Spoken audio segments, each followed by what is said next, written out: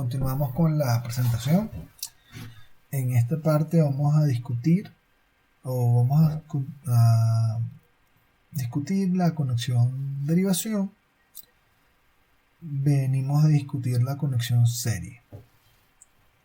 En la conexión derivación o paralelo consiste en conectar de forma solidaria el devanado de campo con la armadura, como se muestra acá en la figura, de tal forma de garantizar que el voltaje de campo sea igual al voltaje de armadura. Esta es, digamos, la conexión de derivación pura o exacta. Hay variaciones de la conexión de derivación en la cual se agrega una resistencia en serie al campo y que se mantiene fija durante la operación. Esto en la práctica también es una conexión de derivación debido a que el voltaje de campo no tiene la libertad absoluta con respecto al voltaje de armadura.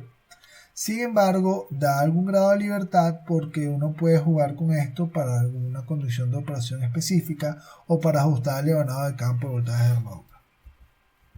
En esta presentación nos vamos a concentrar en la derivación exacta, aunque a nivel de problemas uno puede añadir una resistencia acá con algún objetivo particular.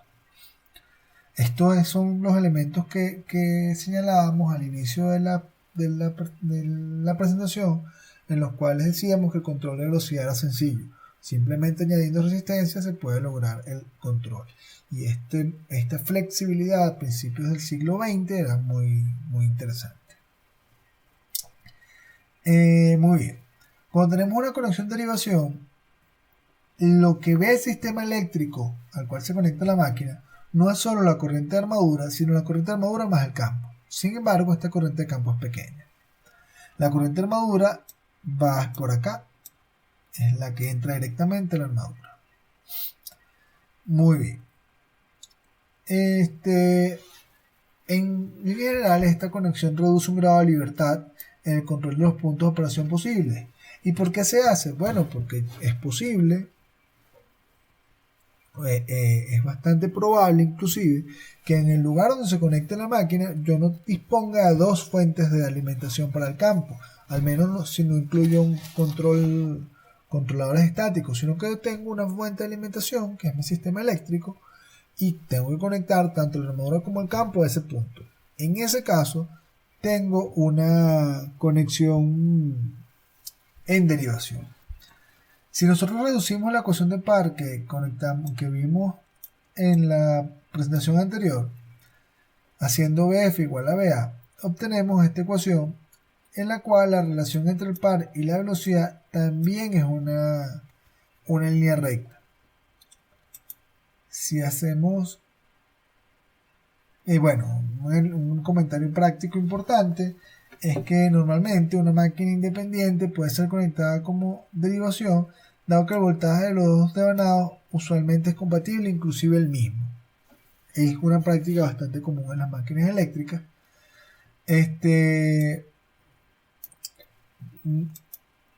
Muy bien. La característica también es una línea recta, pero es una línea recta con algunas diferencias.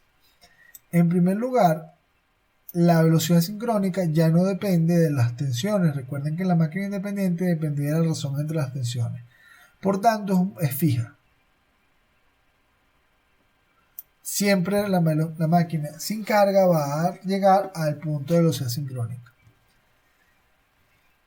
Mientras que si tengo movilidad sobre el punto de par de arranque, que depende de la tensión al cuadrado, eso quiere decir que si yo cambio la tensión, la característica de par se mueve de esta forma, siempre partiendo del mismo punto. Aún puedo controlar el punto de operación, pero solo con la tensión de armadura. En una máquina independiente se tienen ambos grados de libertad, tanto el control por armadura como el control por derivación. Uno de los motivos por los cuales la conexión de derivación es interesante y se utiliza a nivel industrial es por el siguiente. Si nosotros pensamos en la ecuación de la máquina, V es igual a R por I más G omega y F. Esta es la corriente de armadura. Y esta es la resistencia de armadura. Si nosotros despejamos omega en esta ecuación, nos queda B menos A. Sería armadura, armadura, armadura sobre G y F. Si yo tengo dos fuentes de alimentación distintas, una para la armadura y una para el campo, que es la conexión independiente, y por algún motivo pierdo el campo, es decir, esto tiende a cero, la velocidad tiende a infinito. Esto se llama embalamiento. En esta condición la máquina pierde estabilidad y se acelera de forma muy abrupta buscando una velocidad infinita, que evidentemente en un equipo real no es algo que sea físicamente posible. La máquina corre el riesgo de sufrir daño permanente mucho antes de alcanzar la velocidad de infinito, por dos razones fundamentalmente. La primera es que los rodamientos vienen diseñados para una velocidad máxima específica. Por ejemplo, una máquina de 1900 revoluciones por minuto vendrá diseñada los rodamientos para unos 2000, 2300, 2500 revoluciones por minuto, no más de eso. Luego de eso empiezan a dañarse. Y segundo es que se crea un arco alrededor del conmutador que puede dañar el conmutador. Si la máquina acelera mucho, las fuerzas centrípetas van a tender a desarmarla. Entonces, en síntesis, la máquina no se debe alimentar la armadura y quitarle el campo en una máquina de corriente continua porque es potencialmente destructivo. Se conoce esa condición de operación como embalamiento. A nivel práctico, eso implica que si yo tengo dos fuentes, una para el campo y una para la armadura, yo tengo que tener sistemas de seguridad que en caso de que pierda por alguna falla la alimentación del campo, también se pierda la alimentación de armadura. Eso se denomina enclavamiento. Sin embargo, en la práctica, solo el riesgo puede ser innecesario. Puede ser suficientemente alto como para que yo no quiera que eso suceda. En ese caso, yo puedo tener una sola fuente, que es y conecto tanto el campo como la armadura de esa fuente en derivación. Y si pierdo la alimentación del campo, también pierdo la alimentación de armadura y no corro el riesgo. Entonces, una de las ventajas de la conexión derivación es que se garantiza o se disminuye mucho el riesgo de embalamiento en las máquinas de corriente continua, que, insisto, es un riesgo importante, o sea, es una condición dañina. Eso se hace perdiendo un grado de libertad de control. Esta característica, aunque aquí no se nota, en la vida real es muy escarpada, la pendiente es muy escarpada. De hecho, muchos autores presentan la característica así, esto par y esto velocidad, inclusive sin mostrar el punto de corte con el eje vertical porque queda muy arriba. La región de operación de la máquina ocurre en un rango donde la velocidad varía muy poco.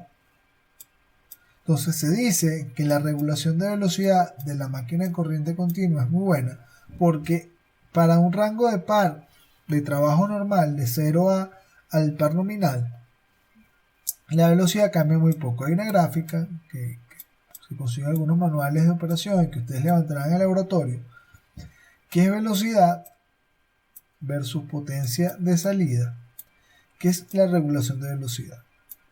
Y la velocidad cambia muy poco debido al cambio en la potencia. Esto es potencia.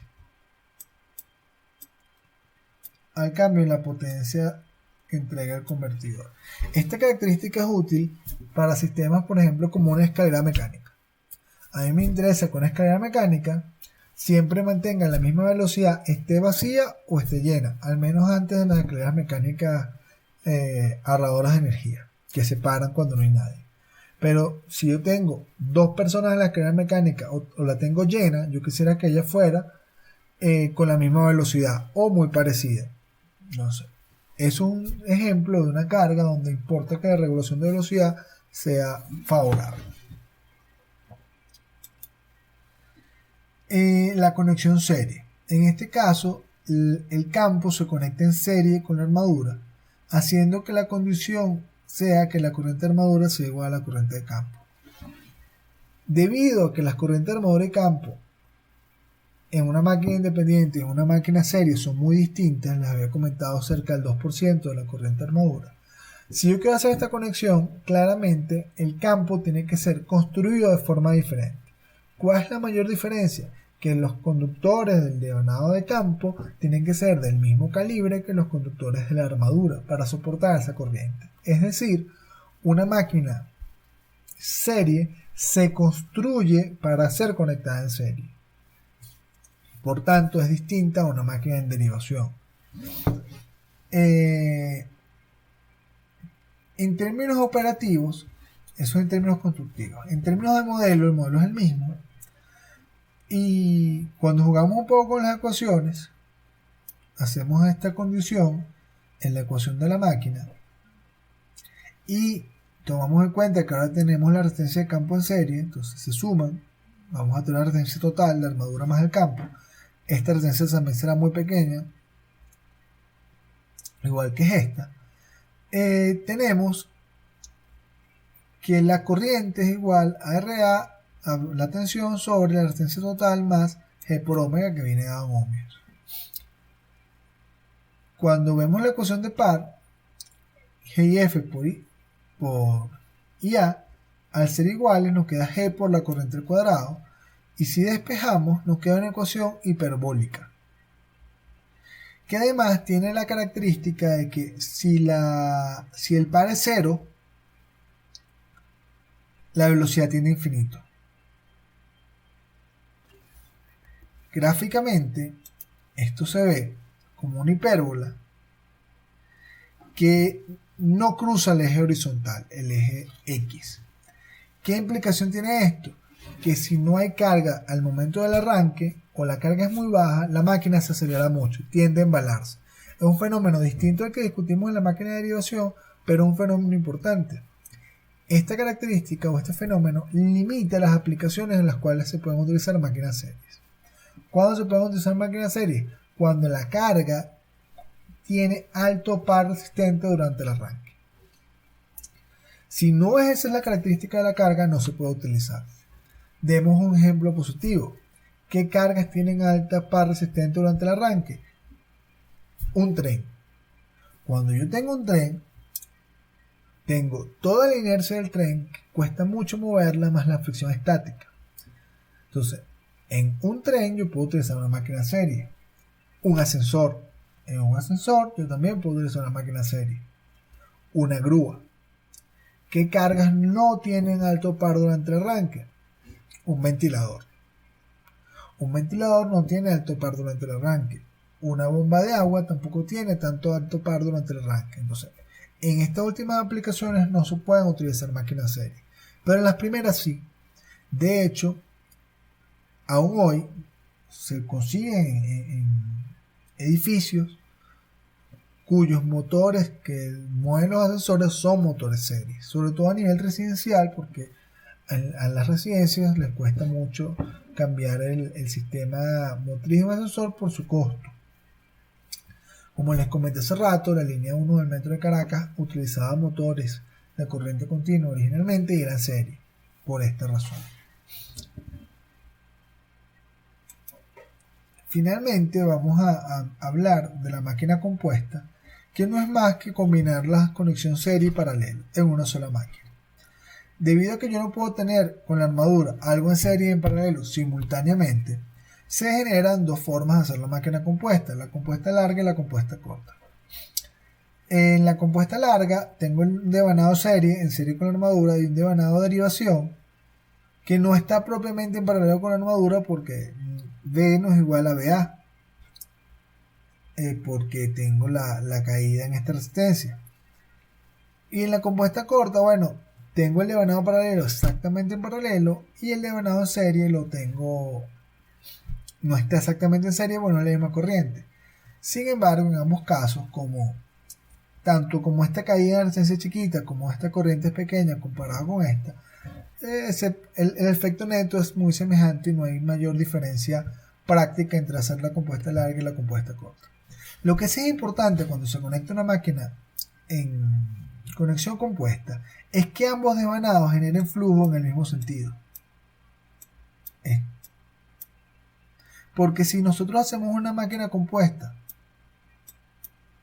donde un devanado genere flujo, por ejemplo ACK, y otro devanado genere flujo, por ejemplo ACK, como vimos hace un rato, el flujo que generan estos devanados depende de la corriente de campo. Como una de las corrientes depende de la carga, puede darse el caso que si estas dos máquinas generan flujo en sentido contrario, el flujo se anule. Y si el flujo se anula y estamos alimentando la armadura, ya sabemos que las máquinas se embalan. Por ello es que no se puede conectar nunca una máquina compuesta de esta forma. Esto es lo que se le denomina compuesta sustractiva. Y estas dos son compuestas aditivas.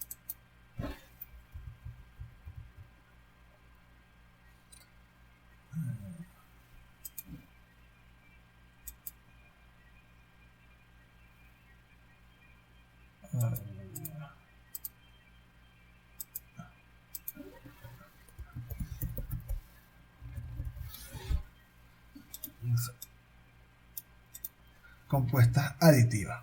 Ambas máquinas generan flujo en el mismo sentido. Tanto la compuesta corta como la compuesta larga se pueden utilizar. En términos de análisis, sí cambia un poco las ecuaciones, porque hay que considerar quién está en serie con quién está en paralelo con quién. Sin embargo, lo más interesante de las máquinas compuestas es que voy a tener dos fuentes de fuerza electromotriz, la serie y el paralelo, igual con el par. En la compuesta larga las ecuaciones son un poco más amistosas, pero igual yo tengo que determinar quiénes son las corrientes en función de la fuente para poder graficar las ecuaciones. En una máquina compuesta va a tener un G serie y un paralelo y un G serie. En la corta el sistema es un poquito más fastidioso, pero igual son ecuaciones bastante sencillas.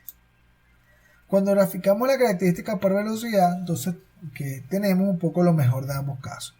Tenemos una característica lineal que viene a ser el paralelo y una característica serie hiperbólica.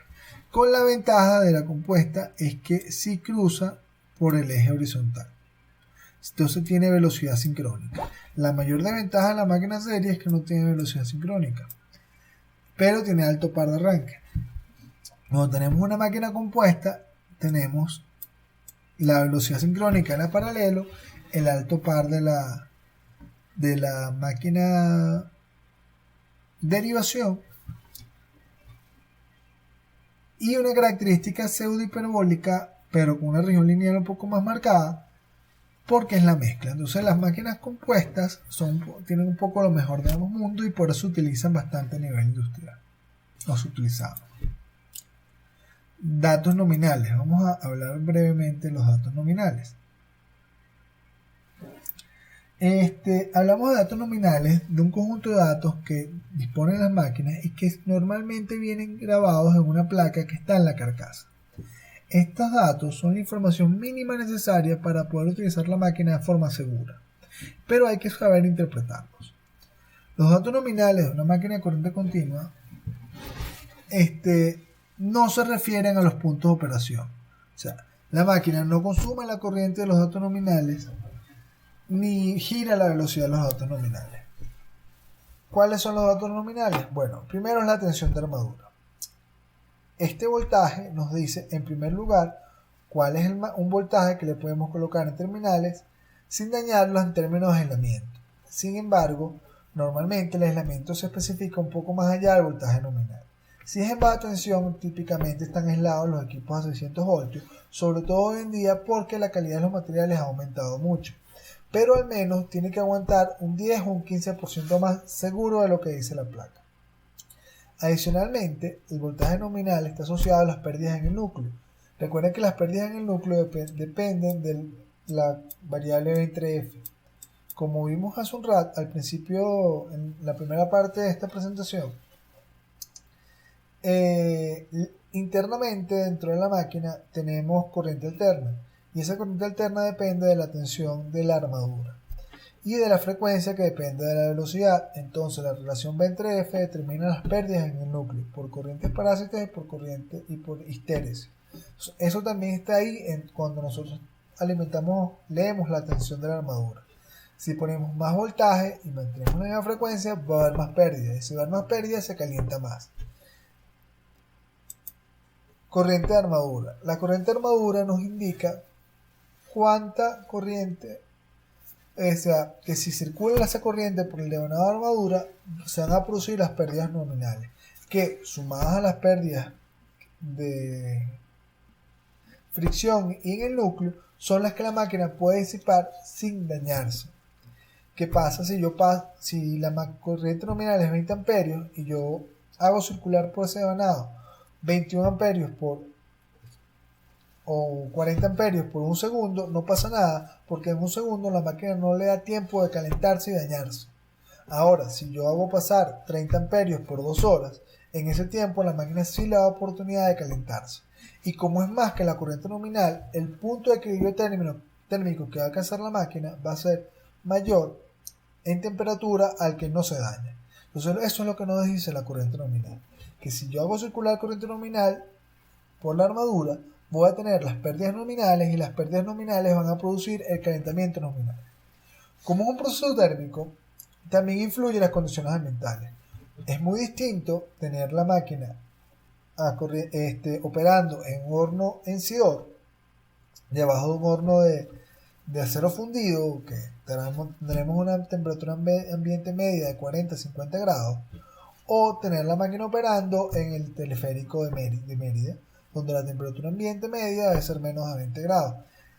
Eso influye en cuánta corriente soporta la máquina.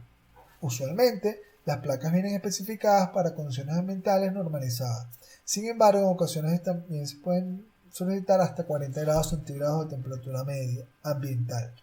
Entonces, la corriente de armadura lo que nos dice es eso, que si hacemos pasar corriente nominal por la armadura, se van a producir pérdidas nominales que no van a sobrecalentar la máquina. Luego viene el tipo de conexión. Dado que en las máquinas de corriente continua el tipo de conexión influye o está influido por aspectos constructivos, la placa nos tiene que decir si es una máquina serie o una máquina independiente. Normalmente la independiente y la derivación son iguales, o si es compuesta. Digamos que si es compuesta necesitamos menos pistas porque va a tener más devanados de campo. Potencia mecánica. La potencia depende del tipo de máquina. Aunque toda máquina puede ser motor o generador, si la máquina viene pensada para motor, eso está indicado en la placa, y la potencia es potencia en el eje. Si la máquina viene pensada para generador, la potencia es eléctrica y es en los terminales. O sea, yo voy a tener potencia eléctrica cuando es generador y potencia mecánica cuando es motor. Está ubicada en sitios diferentes y hay que saber identificarlo. Finalmente, tenemos la clase de aislamiento. Existen distintos tipos de materiales con los cuales se fabrican los aislamientos de máquinas eléctricas, y estos materiales se deterioran a temperaturas diferentes. Entonces los aislamientos vienen clasificados en letras A, B, C, E, F, H. Cada una de estas letras nos dice los materiales constitutivos y las temperaturas de daño. Esa clase de aislamiento también está identificada en la placa, y es un dato muy importante porque lo que primero se daña en las máquinas eléctricas, en general los equipos eléctricos, es el aislamiento. En la siguiente parte de la presentación vamos a hablar un poco de los parámetros típicos y vamos a ver un ejemplo práctico.